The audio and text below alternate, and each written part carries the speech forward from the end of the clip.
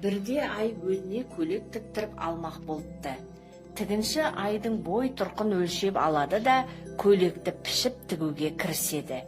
Уәделескен шағында ай көйлегін алуға келсе, көйлегі әрі тар, әрі қысқа болып шығады. Я, мен қателескен екенмін дейді тігінші.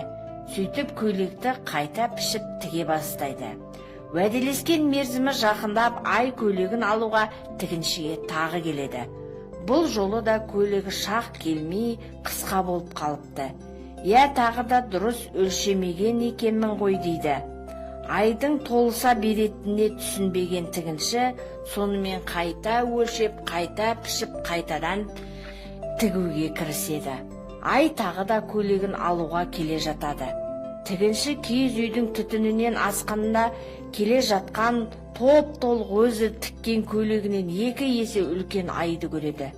Не істерін білмей сасқалақтап, тігінші бас ауған жаққа қаша жөнеледі. Ай ары іздеп, бері іздеп тігіншіні таба алмай қалады. Сол себепті ай көйлексіз жалаңаш қалыпты.